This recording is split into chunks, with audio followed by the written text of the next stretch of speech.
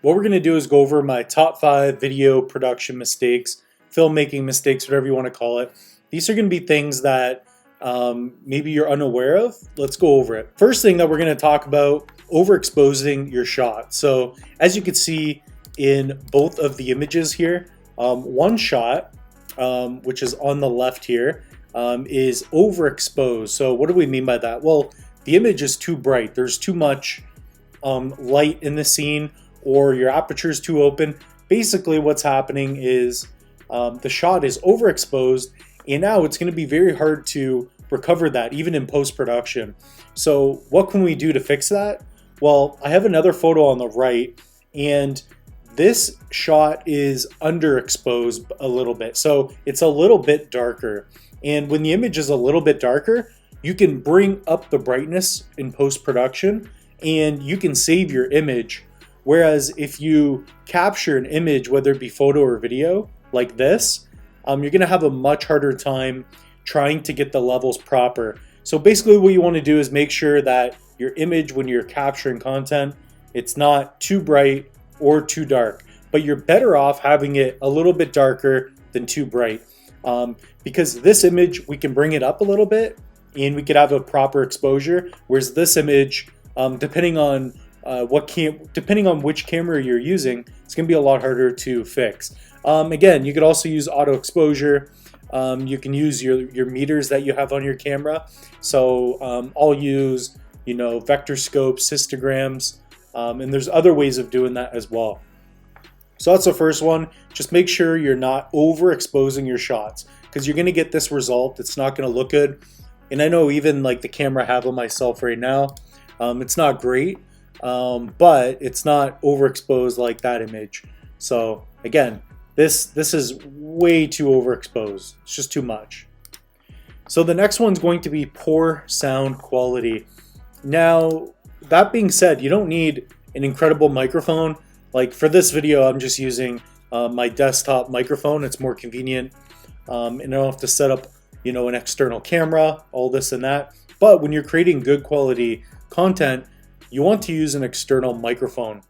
And the first reason being is you have more control over the sound. And the other thing you can do is get the microphone close. Sometimes when you're filming a project, it's very hard to get the microphone close to you, especially if it's built into your camera. Whereas if you have a microphone like a shotgun microphone, what it's going to do is reject noise on the side, and it's going to pick up what's in front of it. And you want to get this microphone close. So even on tip 3, make sure the mic is close. I like to have it about 2 feet away from me, maybe a foot, 2 feet away. I want to get it nice and close. And then you could also use something like a lavalier mic. So if you're by yourself, or if the whole shotgun microphone seems intimidating, you can always use a lavalier microphone. The only thing I don't like about them is that you can see them in the shot typically. So it would be on your sleeve, it would be on your shirt, your coat, and sometimes it makes a bit of noise, but it's very convenient and it works well. And again, if we look at the levels here, when you're setting your levels, everything's going to be in dB, and you want to be peaking. You want the highest level when somebody is talking to be at -12 dB. Getting sound level is kind of similar to this, whereas if it's a little dark, meaning if your levels are a little bit low, it's fine. But if your levels are too hot, if it's too high, then when you bring it down, it's going to be clipping. It's going to sound distorted. So when you're recording your sound levels, try to keep it just a little bit quiet, and you can bring it up in post. Not too quiet, but just a little bit. You're better off having it a little underexposed, so to speak. So number 3 is going to be no lights, and this is probably the biggest one. Lights are going to be important because you're obviously going to have more control over the overall look, the overall project. But without lights, you're probably going to be way too underexposed, or you're going to have issues of bringing up your ISO too high. And if you do that, you get a grainier image typically. And also, if you're not using lights, then there's not a lot of depth to your image. Whereas if you were to bring in lights and light a subject and the background is darker, you can really add depth. It makes it more cinematic. So you want to use lights, even if it's one one or two. The other one is maybe your project's not exciting. You want to keep things a little bit exciting, have some movement. So even for this video, we can switch between camera angles. That's one of them. So, more editing, more cuts, more things happening. Sometimes when you're doing a video, it's not loud enough and it's not engaging enough. The other one is depth. Like I was saying, open up your aperture. You want to add some depth. You can do that by bringing in lights, opening up your aperture. You could use a better quality camera. This is a lower end camera, but better than a cell phone. A cell phone isn't going to be good.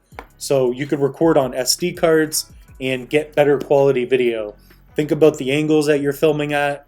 Maybe your angles are bad. So typically what I like to do is I like to have the camera at a similar angle to your subject or what you're filming. You want to think about these things. Typically looking up at something looks kind of cool. Think about that. And then also locations. Locations, that's big. When you're doing a project, don't be in the basement in a scary setting. That's going to throw off a weird vibe. Everything really matters in your scene. And that's about it for that one. And then 5, this is probably the biggest one. Don't just film everything shaky. The reason we have this GH5 here is because it offers IBS, so image in-body stabilization. Basically, the sensor in here is going to be supported by a 5-axis stabilization system. A lot of cameras have this now, and it gives you a more floaty look. It just looks good. Again, you don't want to overuse this. Going shaky is cool. It works fine, but you want to support the sensor somehow. So that could be with the tripod. You could even use a monopod, and I like the shoulder rig. So that's going to be the top 5 tips, and we will see you in the next video.